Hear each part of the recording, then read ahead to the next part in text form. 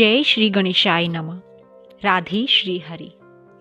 आज हम बात करेंगे ठाकुर जी के द्वारा दिए गए संदेश की। वो संदेश जो किसी भक्त को तब मिलता है जब उनके द्वारा की गई सेवा हमारे प्रभु स्वीकार कर रहे होते हैं। जी हाँ, एक ऐसी सत्य घटना जिसके बारे में जानकर हमें खुद हैरानी हुई। उनमें से कुछ बातें हम यहाँ बता रहे हैं।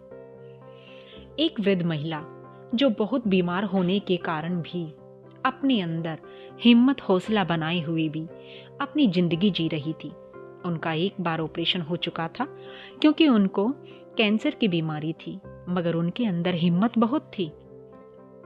अपने चलते जीवन काल में उन्होंने दान आदि भी बहुत किए थे। इसी तरह कुछ समय बीत जाने पर उनके मन में जिज्ञासा जगी कि वो भी ठाकुर जी की सेवा करेंगी। हो ना हो ये जिज्ञासा स्वयं ठाकुर जी ने ही उनके अंदर जगाई होगी। बाकी जिंदगी जो बची है उसको जीते हुए ठाकुर जी की सेवा करके बिताऊं, ऐसा उन्होंने सोचा। उनकी ये तमन्ना थी और एक दिन वो अपने परिवार के साथ वृंदावन धाम गईं।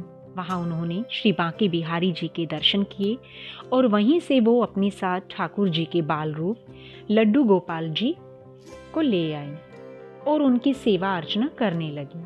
उनका मन उनके भाव से साफ पता चलता था कि वो उनको बहुत प्यार करती हैं। इसी तरह दिन बीतते रहे, उनकी बीमारी भी बढ़ने लगी और नौबत यहाँ तक आ गई कि डॉक्टरों ने जवाब दे दिया और कहा कि अब जो ऑपरेशन होगा वो बहुत ही उन्होंने उनके बच्चों को बता दिया कि भगवान ने चाहा तो सब ठीक भी हो सकता है, वरना बचने का कोई चांस नहीं।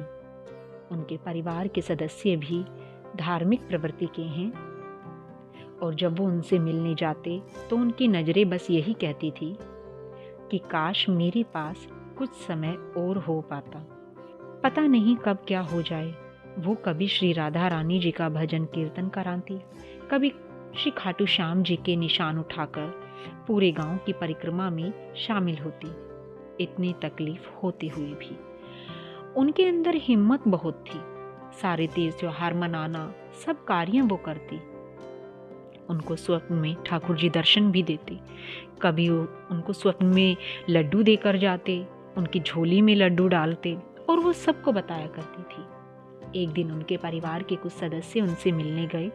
उन्हीं में किसी एक को ठाकुर जी ने स्वप्न में सारी लीला जो उस वृद्ध महिला के साथ होने वाली थी वो दिखा दी और कहा कि मेरी सेवा किसी और को दे दी और कोई एक बड़ा दान कर दे। हो ना हो शायद उनका इशारा कहीं और था, क्योंकि उनका बहुत जल्द ऑपरेशन होने वाला था, क्योंकि उनका खाना पीना बंद हो चुका था और कोई रास्ता भी नहीं था।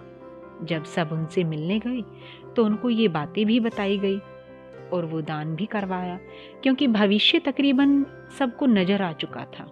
ऑपरेशन के वक्त उनको कोई सुध नहीं थी, वो बिल्कुल मृत्यु तुल्य थी। तभी उनको जो दिखा उसे सुनकर तो हमें वो स्वर्ग ही लगता है। उनके सूक्ष्म शरीर ने देखा एक बड़ा ही दिव्य प्रकाश और चारों तरफ जैसे बड़े ही अनमोल रत्न भरे हों और उनसे निकलता प्रकाश, बस इतना ही उनको दिखा। ऑपरेशन के बाद जब उन्हें होश आया, उन्होंने ये बात सबको बताई।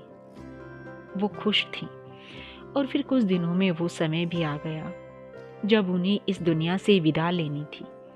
उस दिन सुबह के वक्त वो बेसुध हो गई। ऐसा लग रहा था जैसे वो अब कुछ बोल नहीं पाएंगी।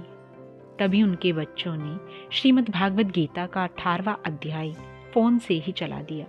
अध्याय पूर्ण होते ही उनके प्राण छूट गए। ठाकुर जी अंत समय में अपने भक्तों को कोई ना कोई ऐसी राह दिखा ही देते हैं जिससे इस दुनिया को अलविदा कहते समय उनके भक्तों को ज्यादा पीड़ा का एहसास ना हो। राधे श्री हरि।